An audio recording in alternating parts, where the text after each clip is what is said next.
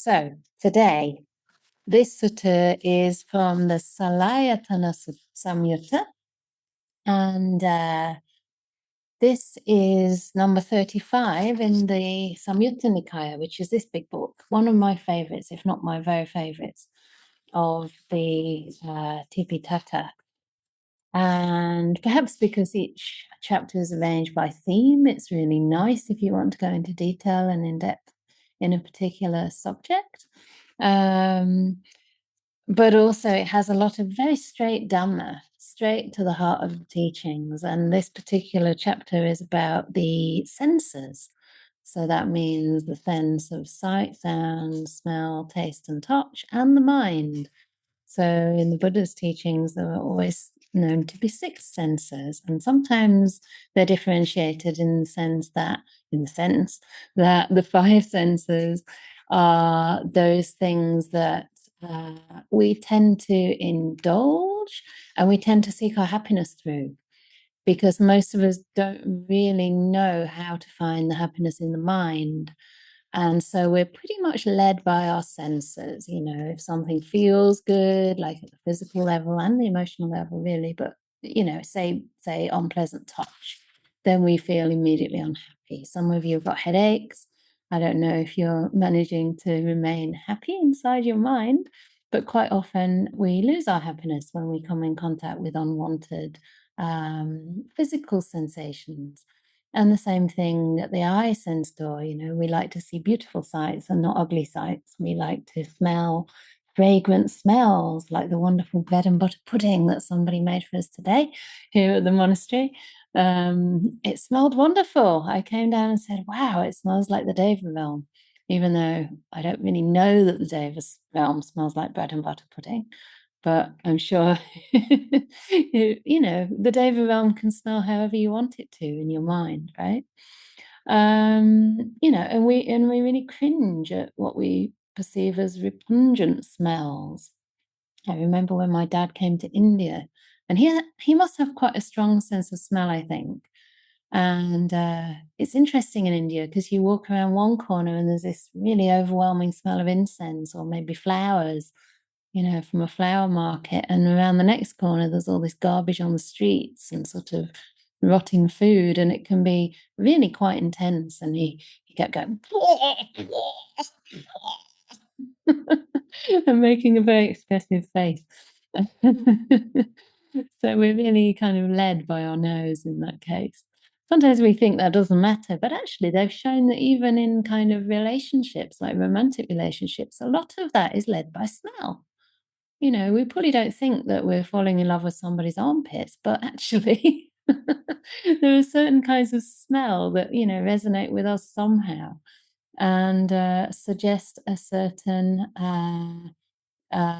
possibility for compatibility, perhaps. Anyway, and sight, sound, smell, taste. This is a big one, isn't it? How do you feel if you have a really plain meal or a meal that just has something you really dislike, like too much celery? I don't know. Some people don't like peppers. It kind of spoils the whole meal and we get grumpy, we get upset. And more than this, we're constantly in pursuit of the pleasant. You know, and this is one of the things that really deprives us of our energy and, in a sense, directs us to a place that can never really fulfill. So sight, sound, smell, taste, touch. Touch we've talked about, and there's also the mind. So the mind, of course, is probably the most tricky, subtle, and slippery area, and yet one of the most important.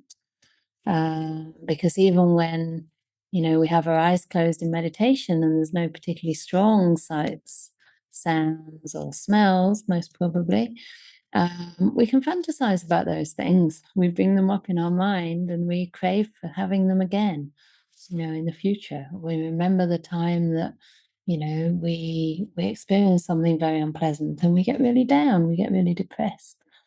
So the mind is very important. And in a sense, the Buddha says that the whole world resides in the mind. The mind is the forerunner of the world that we create. And quite often when he talked about the world, he actually meant the world of these six senses. That is the world.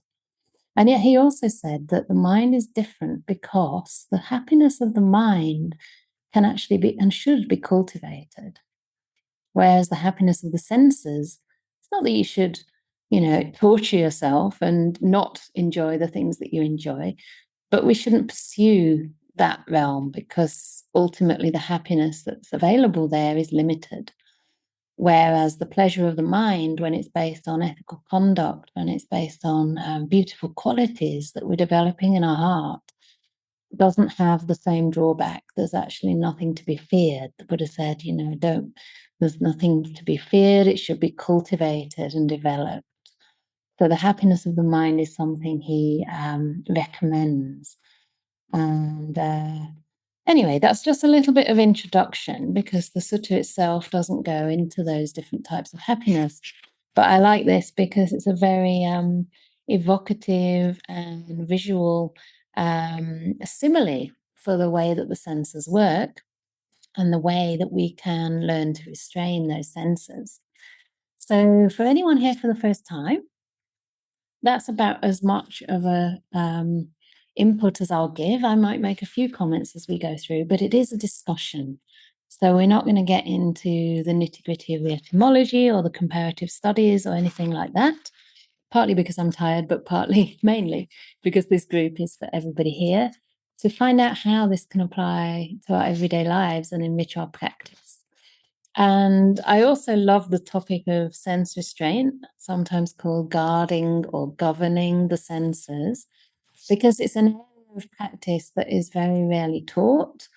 And that is really an area of practice that pertains to not only our meditation, but to everything we do throughout the day. So it's kind of that realm between your sort of more heightened mindfulness that we can cultivate on the cushion through meditation and the kind of grosser conduct of body and speech. Many of us might be good at observing the precepts or having basic ethical conduct of body and speech, but how are we behaving at the level of the mind? What is our mental behavior?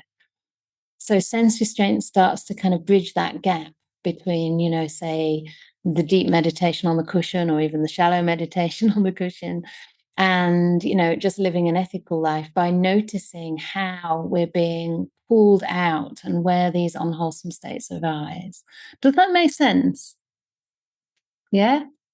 So it's a huge area of practice and one that is very helpful also to be aware of, especially at the end of a meditation. When we open our eyes, we can notice straight away, okay, so now I'm seeing something, how am I relating to the impressions that arise? What am I letting arise between the eye and the sight? There's a whole area there of awareness. We can sometimes see how the defilements start to creep in or how the craving starts to creep in. You see something pleasant, I want more of it. Or you go towards, I don't know, maybe a person you're attracted to, or you feel repelled from somebody else. So if we can start to catch it at that level, then we can restrain our senses, and that will help us not to move into unwholesome actions of body and speech. So without any further explanation, I think I'll get into reading the sutta. And this is, the page number is 1255 in the Samyutta Nikaya. It's chapter 35, and it's number 247. In brackets, it says 10. I'm not sure why. So, yeah, it's just 247. The simile of the 6 animals. So, let's see what the Buddha has to say. Perhaps one of our co-hosts could write that reference in. And then if you have the book, you can follow, but don't worry if not. I'll read it out in full. And then we'll have some discussion. So it's quite a long sutta. But feel free to interrupt me at any point if you have a question or comment that clarifies the reading. But we'll try and get through the whole sutta first and then have some discussion. I feel that gives the session a bit more flow.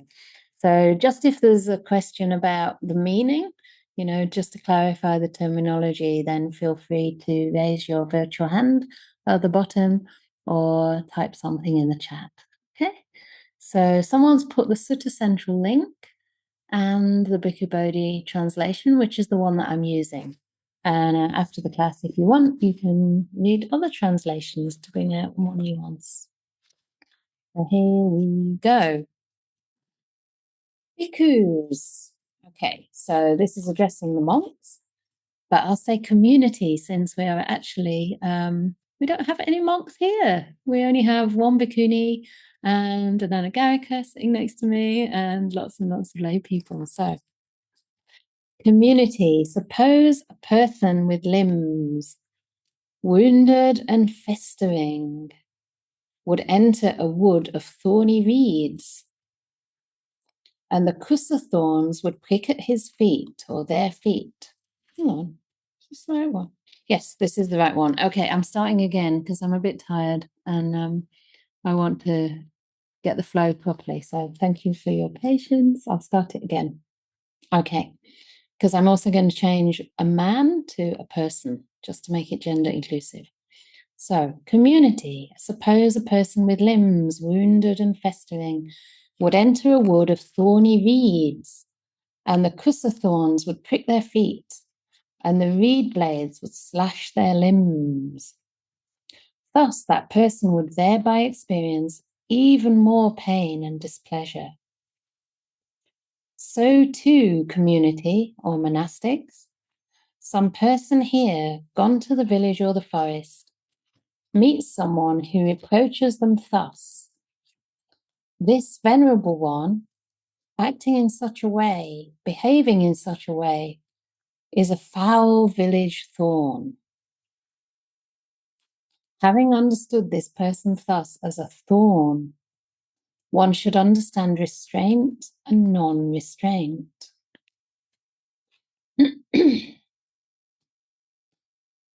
And how, monastics, is there non-restraint? Here, having seen a form with the eye, a person is intent upon a pleasing form and repelled by a displeasing form. They dwell without having set up mindfulness of the body, with a limited mind, and they do not understand as it really is that liberation of mind by wisdom, wherein those bad, I'm going to say bad, it says evil here, unwholesome states cease without remainder. Having heard a sound with the ear, a person is intent upon a pleasing sound and repelled by a displeasing sound. They dwell without having set up mindfulness of the body with a limited mind, and they do not understand as it really is that liberation of mind, liberation by wisdom, wherein those bad, unwholesome states cease without remainder. Having cognized a mental phenomena, it's skipping here. So we've got form. Oh, I think I skipped a few actually. So the second one should have been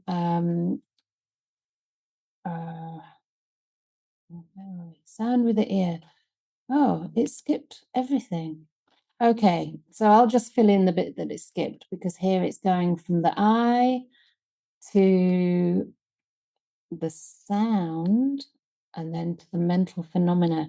So in between there should also be the tongue and being intent on a pleasant taste, and the ear being intent on a pleasing sound. So eye, ear, sight, sound, smell, a pleasing smell, being repelled by a displeasing smell. Sight, sound, smell. Taste we did. Touch, a pleasing touch and repelled by a displeasing touch. And then it gets to the last one, having cognized a mental phenomena with the mind. One is intent upon a pleasing mental phenomena and repelled by a displeasing mental phenomena. One dwells without having set up mindfulness of the body with a limited mind and does not understand as it really is that liberation of mind, liberation by wisdom, wherein those evil, unwholesome states cease without remainder. Okay, is that clear or confusing? I got a bit thrown by the ... dots. Are you hearing me okay? Yes. Okay. All right.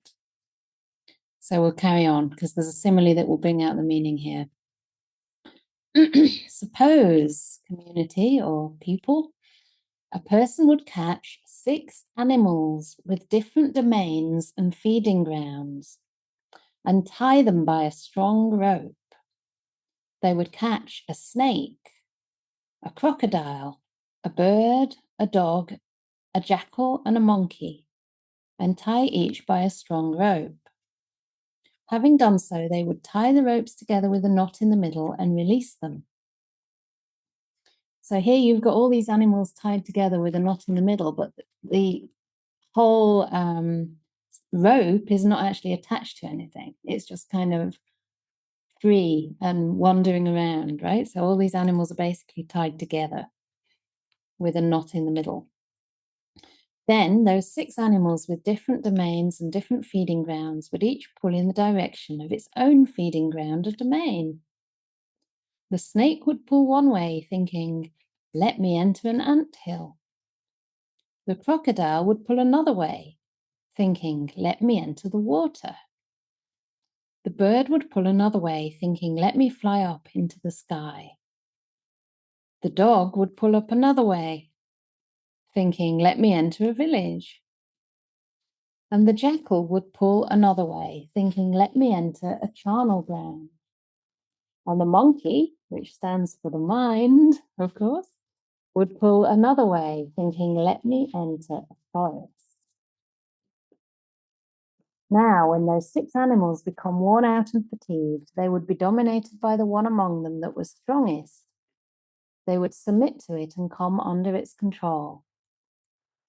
So too, monastics or community, when a person has not developed and cultivated mindfulness directed to the body, the eye pulls in the direction of agreeable forms, and disagreeable forms are repulsive.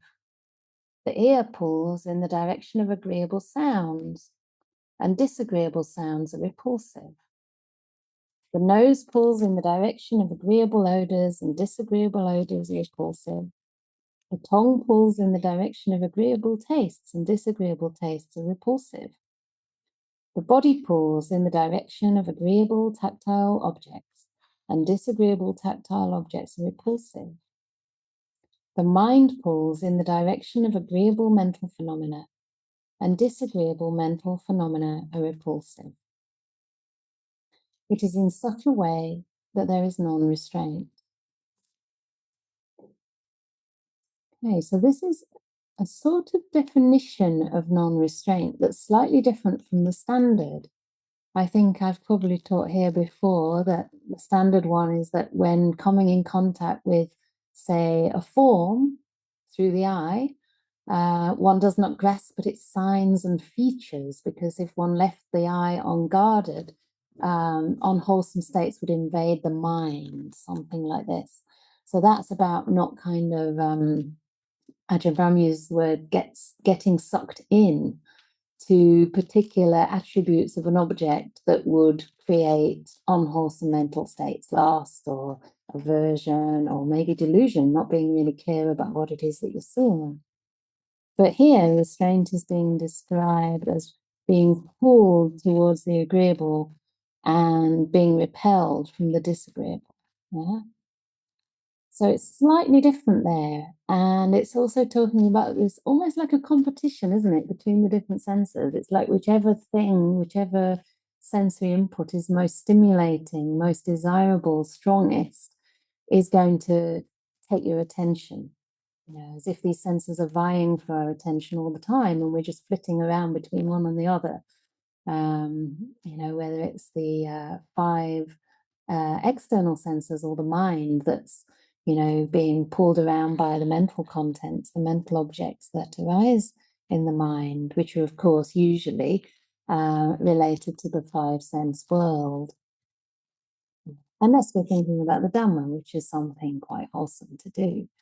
But most of the time, we're actually thinking about sights, sounds, smells, tastes, and touches, and where we're going to get the next ones from, the nice ones, the pleasant ones, or how we can improve upon the ones we have. So in this case, these animals are getting very, very weary, right? Because they're pulling in all kinds of directions and being really led astray.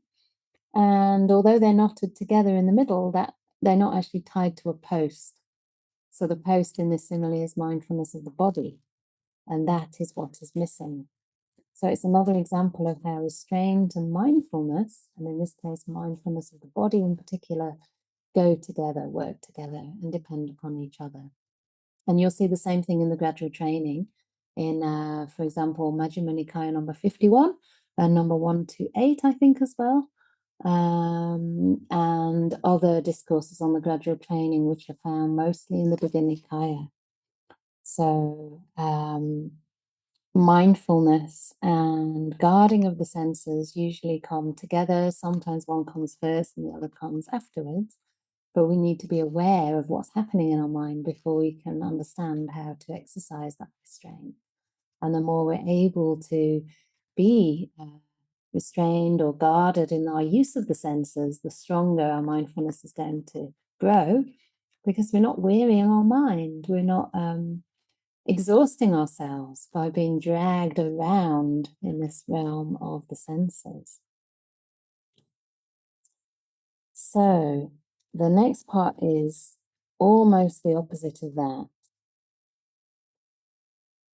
So I'll continue to finish the sutta. And how monastics or community is their restraint? Here, having seen a form with the eye, a person is not intent upon a pleasing form and not repelled by a displeasing form.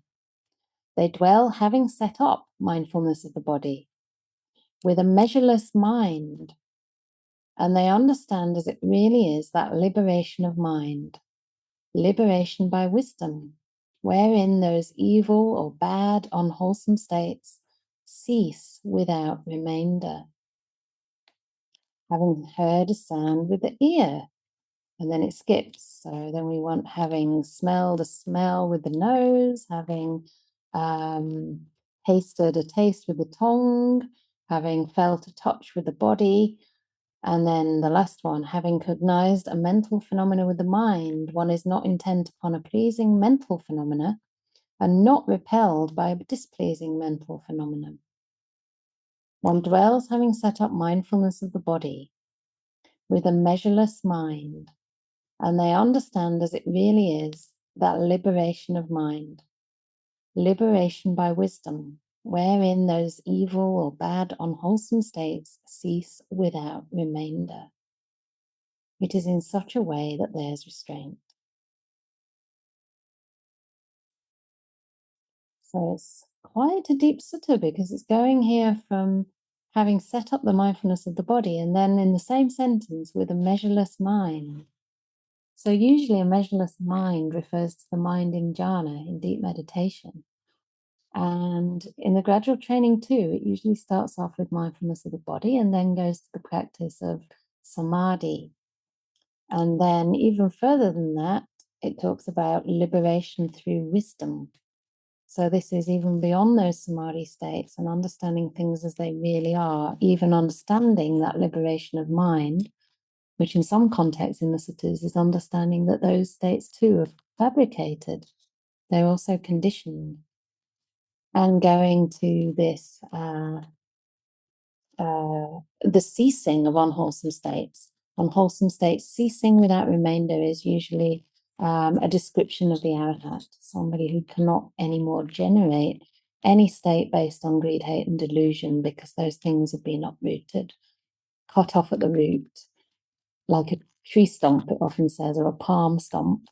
no longer subject to re-arising. So it is in such a way that there's restraint. And I'm sure there's a lot that happens in between, which we can probably flesh out. So suppose, monastics, community, a person would catch 6 animals with different domains and different feeding grounds and tie them by a strong rope. They would catch a snake, a crocodile, a bird, a dog, a jackal, and a monkey, and tie each by a strong rope. Having done so, they would bind them to a strong post or pillar. Then those 6 animals with different domains and different feeding grounds would each pull in the direction of its own feeding ground and domain. The snake would pull one way, thinking, let me enter an anthill, etc., etc. And the monkey would pull another way, thinking, let me enter a forest. Now, when those 6 animals become worn out and fatigued, they would stand close to that post or pillar. They would sit down there. They would lie down there. So too, bhikkhus, or monastics, or community. When a person has developed and cultivated mindfulness directed to the body, the eye does not pull in the direction of agreeable forms, nor are disagreeable forms repulsive. The ear does not pull in the direction of agreeable sounds, nor are disagreeable sounds repulsive. Same for the nose, same for the tongue, same for the body, and also the mind. The mind does not pull in the direction of agreeable mental phenomena, nor are disagreeable mental phenomena repulsive.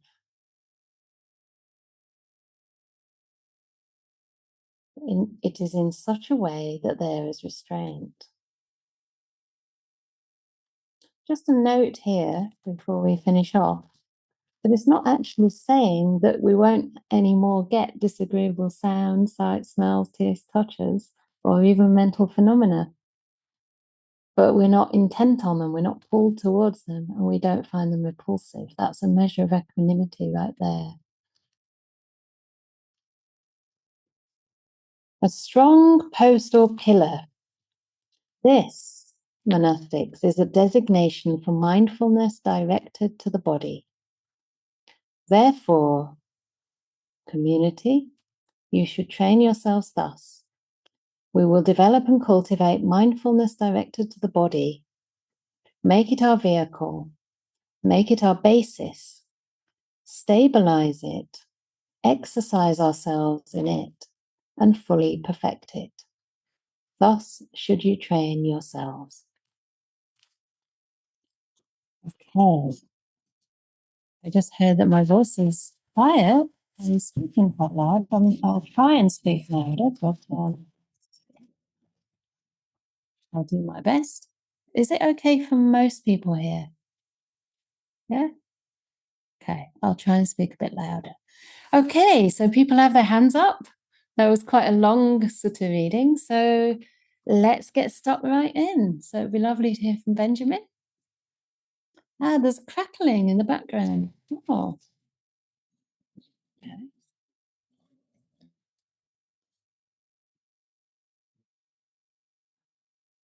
Can you unmute? Hi. This seems to be talking about mindfulness directed to the body as a long-term practice that ultimately leads to this stability. And I'm wondering whether it also could be that mindfulness directed to the body is something you could apply on a given occasion when these kinds of pulling forces arise to neutralize them. Yeah, great. Yeah, absolutely. I think you're right in both cases. Like mindfulness of the body, the Buddha here is talking about it almost like a foundation for the practice, right? That we should make it our vehicle, our basis, stabilize it, exercise ourselves in it, and fully perfect it. And in a sense, I mean, whatever factor of the path you work on, whatever practice you take as your main practice, will ultimately inform the other practices that you do. So to take mindfulness of the body would not be limiting you in any way, but rather making a really strong foundation. And I think from this sutta, we can also see that, in that one sentence, it says one dwells having set up mindfulness of the body, and then comma, with a measureless mind, comma, and understands it as it really is, that liberation of mind, liberation by wisdom. So in my experience of the practice, no matter where you start from, at some point, when the practice deepens, you will also experience a measure of samadhi, that will naturally take you into what is known as the liberations of mind, because the mindfulness will become so strong that you'll start to experience something of one-pointedness, something of the mind merging with its object. And it's just a different way into that. But certainly for people who are practicing, mindfulness of the body is one of the easiest ways to establish the mindfulness that helps us to restrain the senses in everyday life. Because unless we're actually aware of, it's just much easier to be aware of the body than it is to be aware of abstract mental states. Sometimes we find ourselves in a bad mood and we don't even understand why. But if we're actually practicing with being aware of the body and the feelings in the body, most often we realize that we're actually grumpy with the feelings themselves. And we attribute that to something outside. Someone said such and such, or someone didn't show up on time. But actually, what you're averse to is that feeling of contraction or the thought process that's coming up around it. And it's actually something you can directly observe. So by staying at that level of contact, direct level of experience, you're more likely to be able to notice when unwholesome states start to arise and change your relationship with your felt experience. And that was my practice for the first 14 years of my monastic life. And I think it's still pretty established. I mean, not 100% of the time, because I'm not actively kind of directing my mind to the body again and again as the main object in my practice. But it certainly serves me very well and makes it easy to come back to something real. And I can start to notice where a reaction that's wholesome or unwholesome actually comes from, but especially the unwholesome. Yeah. To the point where, we can actually be feeling quite ill or really quite drained, for example, physically, but we start to learn to notice the qualities of the mind. First of all, we have equanimity to the unpleasant feelings, physical feelings, and that enables us to then see that underneath that, there's actually a lot to be grateful for. Yeah. We have a Me of mental ease. couple of times when I've experienced really serious illnesses where I'm totally laid flat. Actually, you can get into really peaceful states because of that, not just that, but because of that. And I wonder if partly that might be because the attention is brought automatically to the body, and the body is, by its nature, always in the present. Exactly that. It's interesting because I'm glad you've had that experience. Ajahn Brahm had a disciple at one point who used to get terrible migraine headaches to the point that he was completely incapacitated. And because he came in contact with the meditation instructions but couldn't avoid the headaches, he started to use the pain of the migraine as his object. And he would just go inside it. And this isn't for everyone. Sometimes it's not advisable to really zoom in on a pain if it's, just leading to more and more reactivity. But in this case, his mindfulness was strong enough to really go inside it. And I think he had no choice. It was like, they say your back's against the wall, right? His head was splitting into, I don't know how many pieces. So he would just penetrate that pain to the point that he actually didn't feel it anymore. He sort of went through it and into these deep states of jhana meditation, where he couldn't feel any of the five senses. And at some point in his practice, I mean, this was the unfortunate side, he didn't get the migraine anymore, which you might think is a wonderful thing. But because that had been his only method, he also couldn't enter those deep meditations anymore either. So I think you're right. I mean, it can be helpful. And obviously that's an extreme example.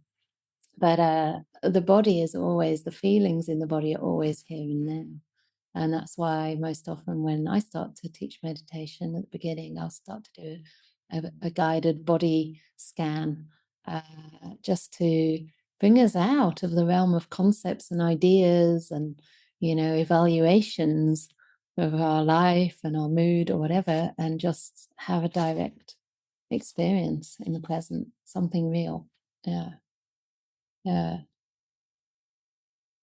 I'll come to Joseph. I'd really like to talk more about the practice of mindfulness of the body if other people have, experience with those practices or how you might practice. So, Joseph. Thank you, Venerable. I find concrete examples really helpful when reading the suttas, just the way the mind works. What came to mind was thinking about this teaching in terms of like if one remains a lay practitioner and so my question is, how does one relate sense restraint and the concept of anumodana, rejoicing and generosity? Because I was thinking literally of like, I remember you have certain dietary restrictions. Mm-hmm. So I was thinking about, being in a market, walking through a market and seeing, oh, almonds or eggs. And like, Venerable can have as many of these as she wants. I should get lots of I'm these. so glad you've studied my diet. Really sweet. And then being repelled by, oh no, she can't eat any of that. That'll give her a stomach ache. Uh-huh. And so rejoicing in generosity. So I've heard that the near enemy of mudita is like this kind of excitement. And when I asked, I think it was Longpo Pasano about that, he said mindfulness of the body. So I'm seeing a connection here about how do we maintain this kind of restraint, but also rejoicing in generosity. That's just what I felt inspired to ask you about. Yeah. Thank you. I haven't really thought about that connection before very much, but I think it would relate to the arising and the inclining of the mind towards the wholesome state, because mudita is something very beautiful. So if we're actually cultivating wholesome states, then naturally at that time the mind is not leaning towards the opposites. But the excitement that can come along is what the Buddha talks about. I mean, he doesn't actually, I don't think he actually uses the word excitement as the near enemy. I think that's from the Visuddhimagga, that they talk about the near and the far enemies. But one of them that can arise is, a kind of excitement or a sort of frivolousness. So something a little bit, I suppose it's like a bubbly excitement, and it tips into sort of something that actually, rather than resources the mind, starts to drain the mind and starts to lead towards craving and sort of clinging to that, So it loses its groundedness. It loses that aspect of equanimity that should really go alongside it.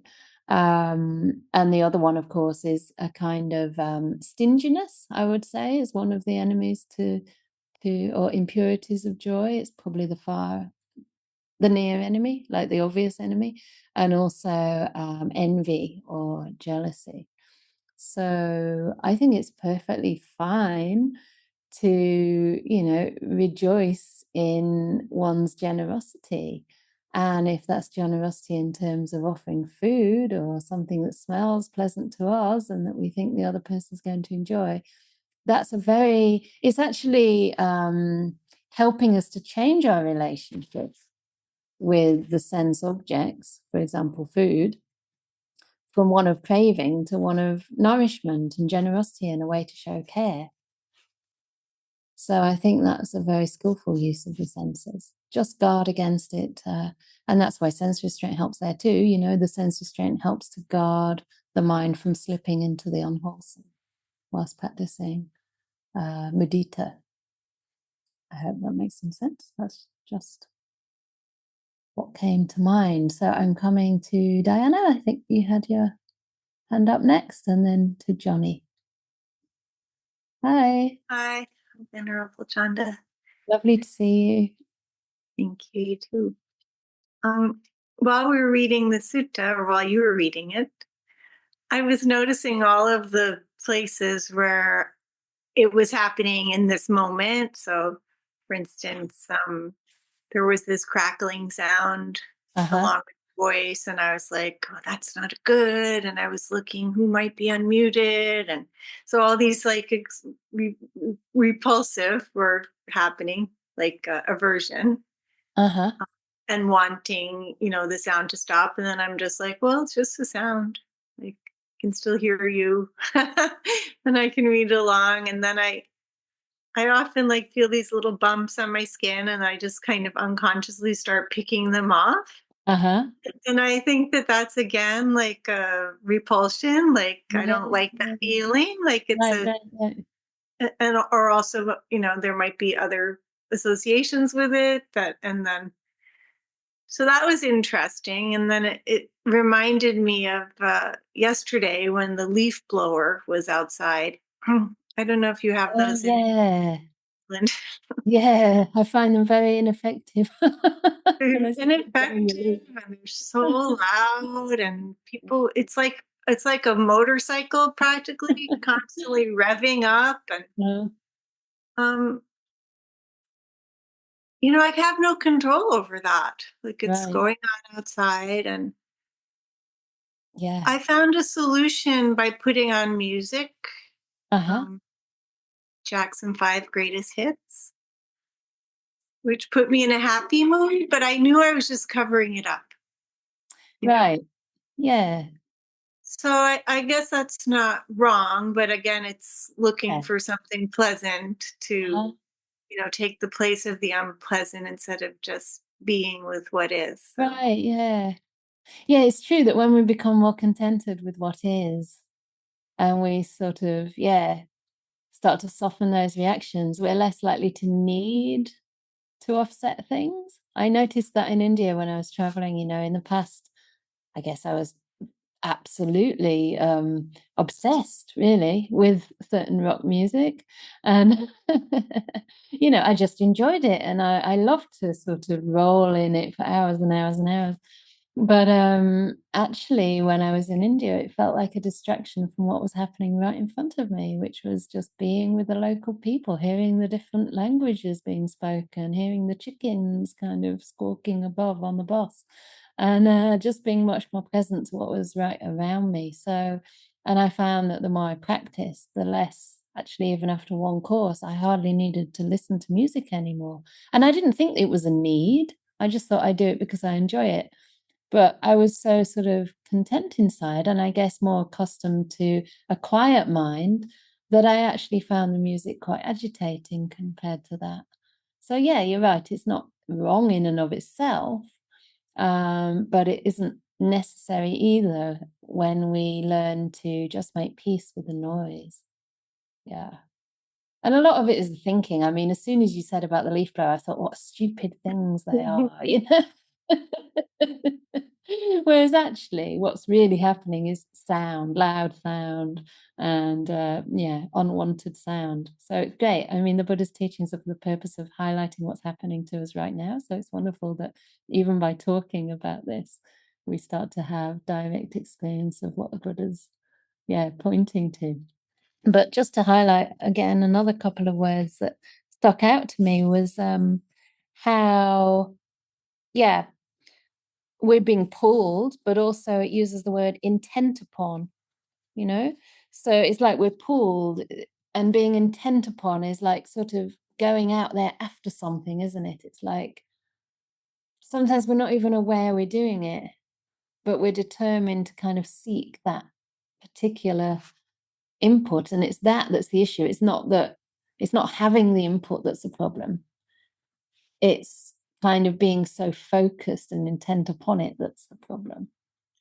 Yeah, and maybe also all the past associations, like it built up Yeah. like a layer of aversion. I hate that sound. I hate that sound. I Yeah. hate that sound. So even if it's way in the distance, I'm like, I hate that sound. Like, Right. I immediately jump to that, or with Exactly. perfumes, I have the same issue. Like, Yeah, I hate absolutely. We build this kind of repertoire of past memories, and it's really silly because every moment is new, actually. So yeah, maybe we can sort of sometimes preempt it. Say it's something that happens regularly. We can prime our mindfulness beforehand to say, okay, when I hear that sound, I know that I'm likely to get triggered or whatever. I will intentionally establish more mindfulness before that happens and notice my reaction.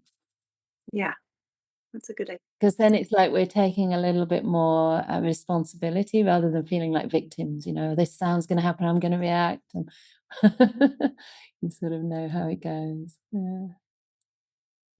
Okay, we have lots of hands up. So I'm coming to Johnny next. And then I'll come to a comment in the chat and the rest of you. Hi. Hello, Venerable. Thank you very much for the session. It's been great. My question, Yet. and may I continue such? My question is quite similar to, I think, Joseph's. It is asking about wholesome ways of relating to the five senses, but I think the difference is that Joseph's question was more about kind of a generosity movement, and my question will be about a kind of self-nourishment movement. So What, sorry? Self-nurturing. self-nourishment, yeah. Yeah, okay. So Thich Nhat Hanh teaches a lot that to connect with what is joyful in the present moment, like Yeah. the beauty of the clouds or the bird song or the tea and the taste, and really be using that as a kind of way of nourishing oneself. Mm-hmm. So how would that relate to the sutta? Yeah, that's a great question. The simile that comes to mind for that is actually one from about working with thought. And I think you could probably apply it to this as well. And it's the simile of almost displacing unwholesome thoughts with slightly better thoughts. So it's a kind of gradual step towards having no thoughts. And it might be similar here, you know, that we're kind of replacing maybe the coarser inputs that are less wholesome with input that's still sensory, but a lot more aligned with the Dhamma, in the sense that nature is something that can teach us, right? Nature can teach us about impermanence. It can teach us that everything decays. It can be very beautiful. It can be very peaceful and tranquilizing. And the Buddha, you know, loved to meditate outside under trees. You know, there's poems in the Therigatha and probably the Therigatha, but I remember them most from the poems of the elder monks, where they'd go outside and relish the nature. They'd say, these rocky crags delight my heart, you know, with the moss and the water trickling and the little deer that are all around us. And they'd write beautiful poetry about this. Even the most austere and kind of hardcore rag robe wearing monks, you know, would become all kind of soft and sentimental about the beautiful nature around them, because it was conducive to settling the mind. So I think it's a kind of stepping stone, a little bit like you say, like Joseph said about, you know, maybe connecting something like food with a wholesome deed, or with a sense of joy in giving, joy in offering the food. Actually, that's even more of a renunciation as well. You're not indulging in the food yourself, you're giving it to someone else.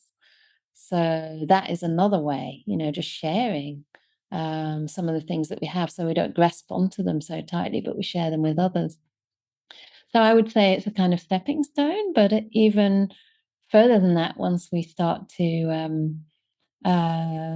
deepen our meditation practice, we can certainly settle the mind through being in nature, having a walk, having a lovely cup of tea. You know, I was thinking about starting meditation here and having like beautiful oolong tea that we drink, and then we pause and we just calm our mind, and then we actually meditate, you know, because some tea is really conducive to just developing a sense of clarity in the mind. But it's only a preliminary, and you're not going, you know, the idea of the practice is that we become independent of those supports.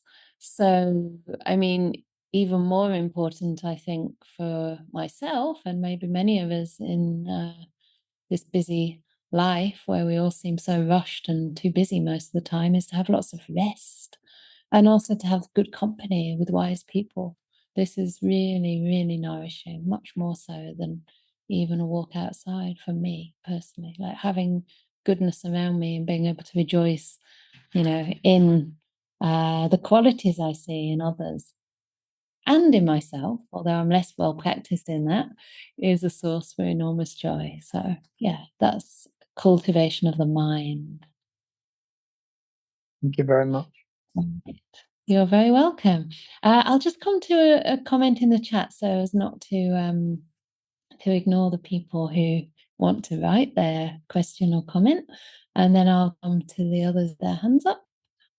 So, in the opening sentence, why is the bhikkhu, that's the monk he's talking to, or the monk as an example, described as already having wounded and festering limbs, venturing into the wood and stepping on the thorn and being hurt further? Is this description to emphasize that previous indulgence in the senses is what caused the wounds, and so indulgence again would worsen the wound, strengthen the craving for a particular object? It's wonderful that you've asked the question, because to be honest, it didn't occur to me at the time, but I think he's talking about the senses themselves being wounds, being like open wounds. So even deeper than that, he's kind of talking about them as being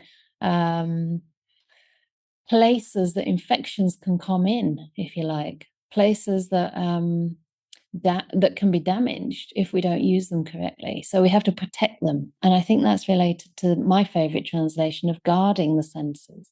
I prefer that to sense restraint. So I think it's understanding that, it's not that the eye or the nose or the ears or anything are bad, but the things that coming in have a strong tendency to intoxicate the mind. We are still not beyond craving and aversion, and we have to be careful. We have to guard these things. So I think that's what it's talking about.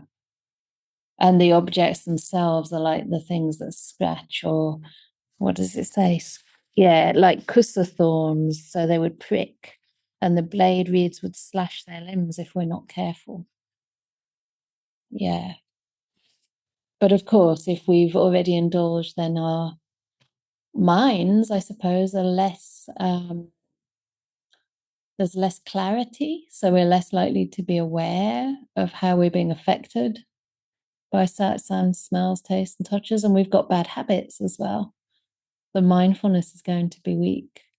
And yeah, I mean, if we break our sila, the same thing, right? We break our sila because we're not guarding our senses. Normally, that's one of the causes for that. So we have to be even more careful. But I think he's referring to the senses themselves. Yeah. All right. I'll come to Darren now. Hello, Venerable. Good evening. Good evening. Nice to see you. Yeah, likewise. Just thank you again for this evening and for everything that you do. It's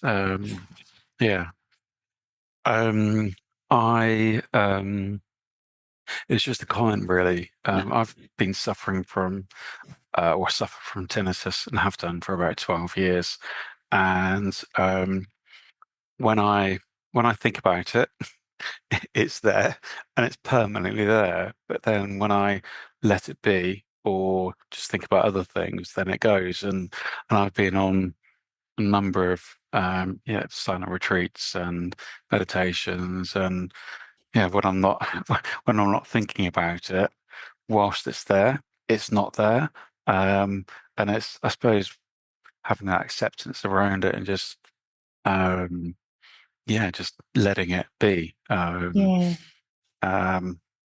Now, because I'm talking about it, it's just there. really high-pitched ringing in my ear. But I know when I go into meditation or when I go to sleep, I'm not losing sleep over it, or I just think about I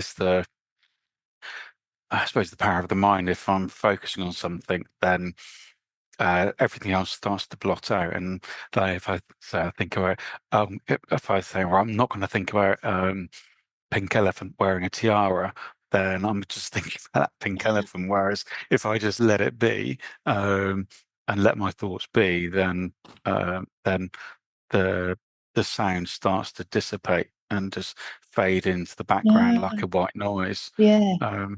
And it's got me thinking perhaps I could do that with other areas of my life as well. Just letting things letting those things be, and then it just drifts off into the background, so I can then focus on the wholesome things. Right.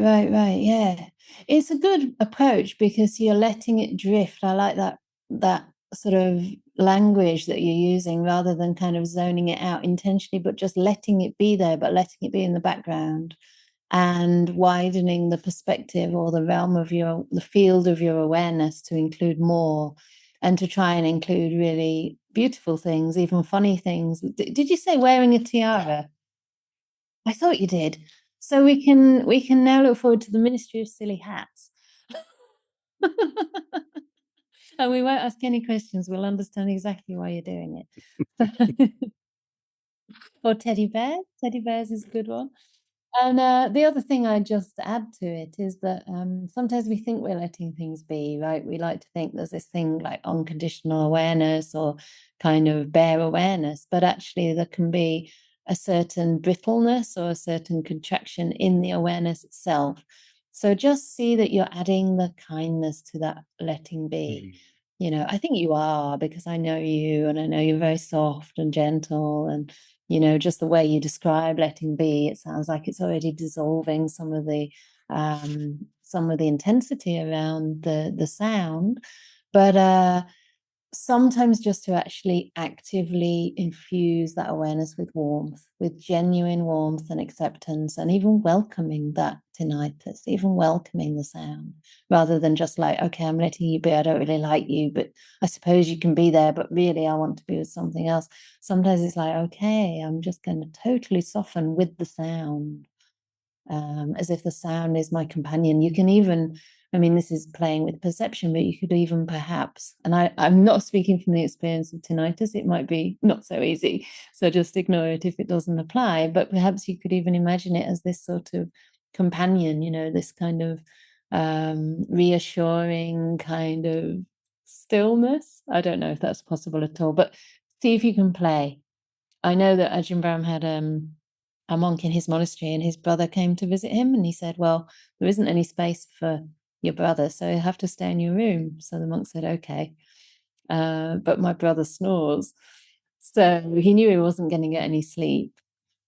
So before his brother started snoring, he did some metta meditation and sort of tried to get really relaxed. And then he just tried to imagine the snoring like the most sonorous music in the world, and just, you know, kind of imagined its rhythm and its... And he actually managed to drift off to sleep. So, and he said, oh yeah, it sounded really nice by the end. So who knows? It might be different with something that's there all the time. I'm not sure. But yeah. So I'm going to come to Suzanne, because you've not asked a question yet, and I know that you wait to the end, so I want to make sure you're included, and then I'll come to the last two people with their hands up. I'll fit you in. Recently, I was in a state of emotional discomfort, anticipating a phone call with someone that I have a complicated relationship with. During my meditation, I could feel how my mind was looking, I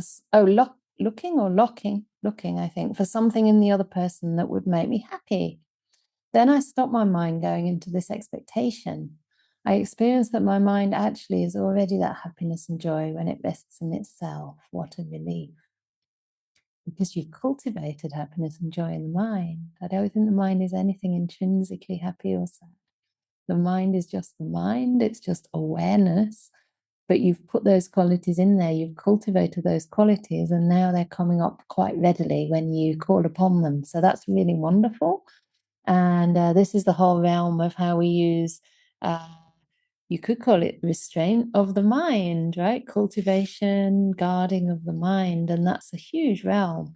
And certainly this is a realm where we can substitute one kind of thought for another. And intentionally look for the opposite way to perceive a situation. The Buddha talks about this all the time in the suttas, different types of perceptions that are skillful. And one of the most common examples of sense restraint is just to purposely look for something good in another person rather than focusing on their faults. So that's wonderful, and that's definitely guarding the senses and recognizing the importance of the mind. So I'm coming to Holly now.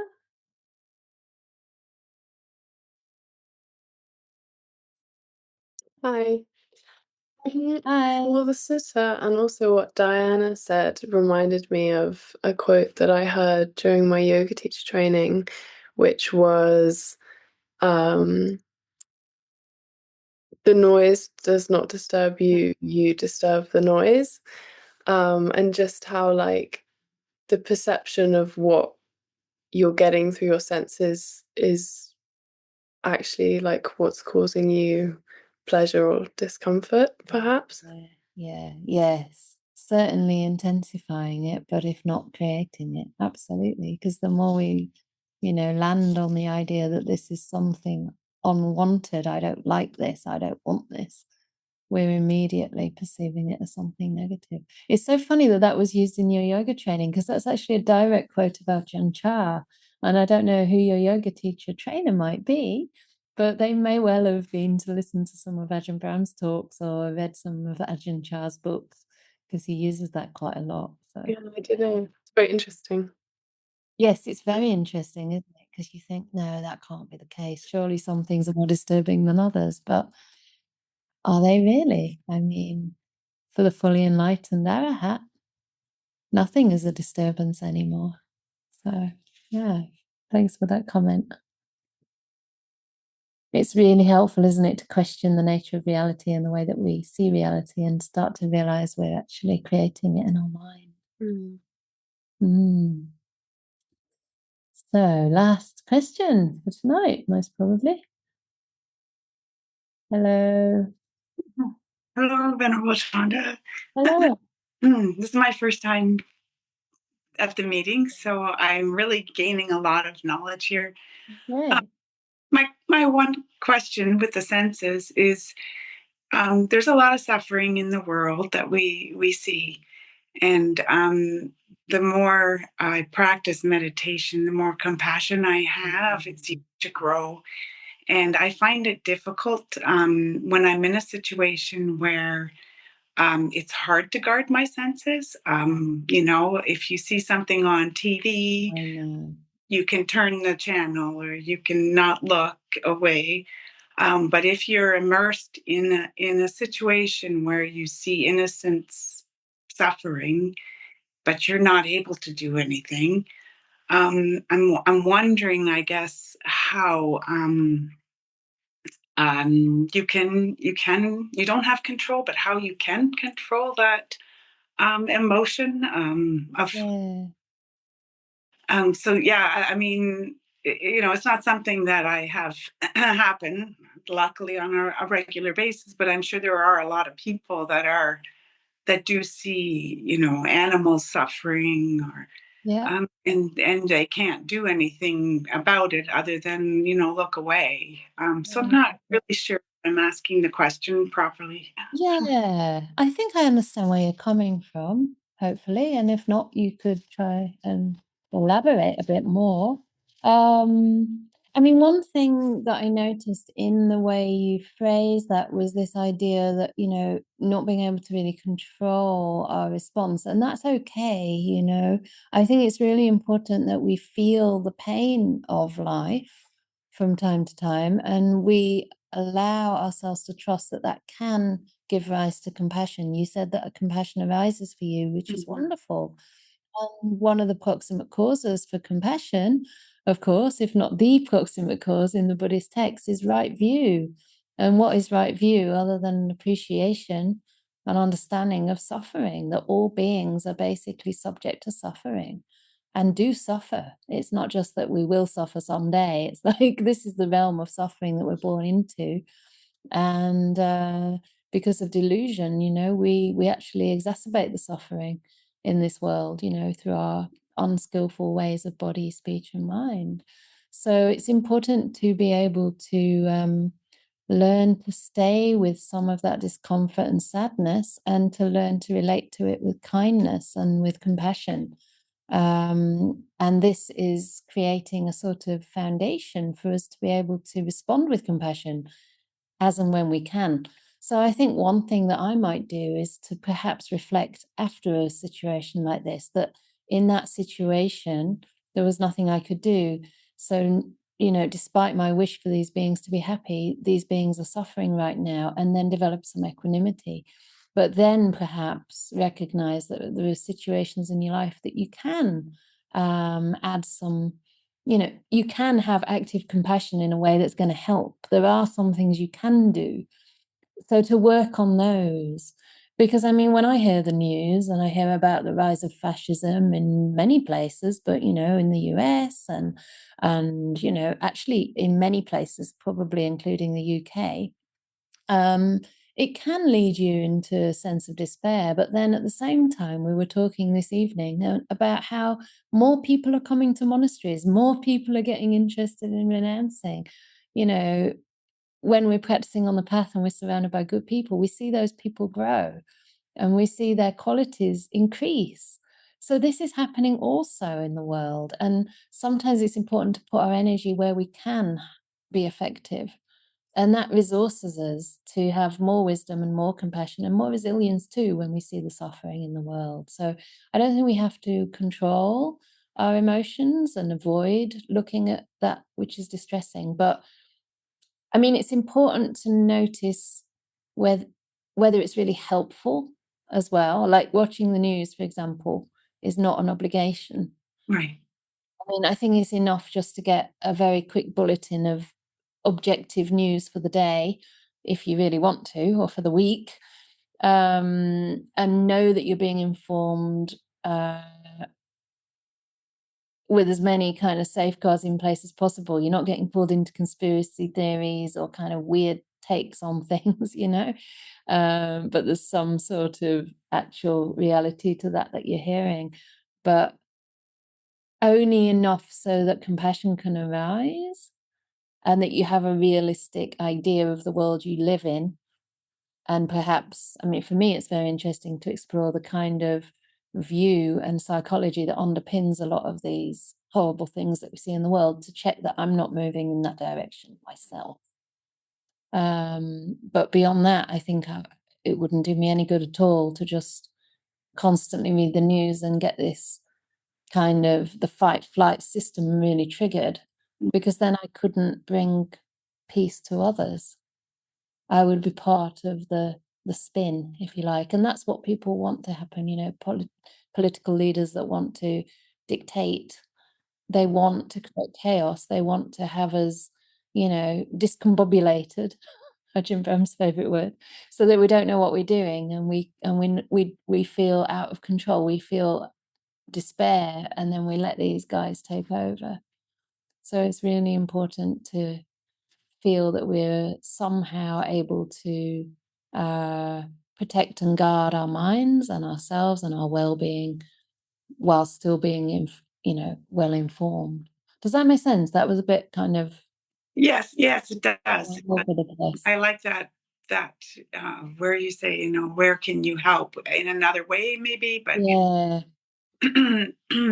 Yeah, because nobody can be everything for everyone and work in every area of life. That's why we have specializations, isn't it? And some people are teachers, some people are taxi drivers, some people are Buddhist monastics. Not very many. There's still room if you want to try. Yeah, so, you know, we need everybody's skills, and more than our skills, we need our good intentions in the ways that we help others. It can be the most humble of jobs, but if you do it with a smile and you do it with a genuine sense that I'm doing this to serve, you know, I'm trying to bring value to the society, the people around me, then it's a very beautiful thing to do. Thank you. Yeah. All right. So we're pretty much out of time. Okay, there's lots of ideas coming from the chat about a flower trip. I don't know if I've had enough to talk about for only about flowers, the danger, the escape of the beauty of flowers. I don't know. I think it's okay to enjoy flowers, but it's a very nice idea, a flower trip.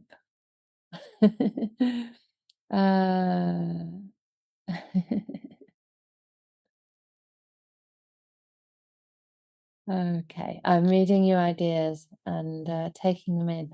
Would you consider using concrete examples such as holding a flower up during the class and walk us through how you contemplate the arising, passing away, gratification, danger, and escape of the beauty of the flower? Or maybe a candle. I see there's a candle on the shelf behind you. I've never really thought of that. I will consider it. All right. So, it's my turn to hand over for the last 2 minutes. And you Yeah. didn't get away without a spotlight. Oh, you put me on the spotlight. I did indeed. And thank you, Venerable, for that wonderful explanations and the answers that you have given and teaching us. And thank you all for being a wonderful community. And now I'd like to say a few words about the beautiful enabling quality of generosity. Giving is a whole thrust of the practice, a direction we move in that goes against the stream of wanting and amazing, and develops wholesome qualities that form the foundation of our Dhamma practice. The Buddha said that the wisest way to give is when one gives with the heart full of joy for the purpose of beautifying the mind and for equipping the mind for the practice of serenity and insight. That's taken from Anguttara 8.33. So, here at Anukampa, we offer several ways that you can cultivate this beautiful quality of giving. You can do a one-time donation, any amount, and either here. So I put a link here. You can do it on the website, or you can do it from the PayPal or through a direct bank transfer. And if you are able, you can do a standing order, which is quite helpful as well. And there are other ways. You can offer to drop in as a volunteer. You can contact our team at anukampaproject.org and get all the details. Tell what kind of things that you are able to do. What are your strengths of volunteering? As you know, we've got events. We've got so many other things that you can volunteer. Can provide meals. That again, team at Anukampa and find when it is good to give the meal. And you can do it as a delivery as well. You don't have to travel to the monastery. There are ways of sending groceries and other household items to monastery. We've got a needed items list on the website as well. So thank you very much for coming and being part of the community. Thank you so much, Minori. One more thing that came to mind, because I know that some of you are actually in Oxford or near Oxford, that we have got a local WhatsApp group or a locals WhatsApp group for people that live somewhere nearby. And that means that if we have some event or if we have some kind of busy bee day or sort of deep clean of the monastery, we could contact you and let you know. So if you're interested in being involved in that way, you could also write to the team or just send them your phone number and I can add you to that community. And there is a newsletter coming out as soon as I can have the energy to write it. It takes a few days and we're all pretty tired actually after Bhante Sujata's talk. It was absolutely fantastic. The really wonderful thing for me was like having a brother around. It was really like we had this sibling connection. It was so cool because I don't have a big brother, but now I do. And it was lovely. And he was so open and generous and yeah, inspiring to be around, just very, very easy. So we've talked a lot, and so I'm quite tired, but yeah, so the newsletter will come out, and in there I'll probably have a few busy bee days organized, I hope.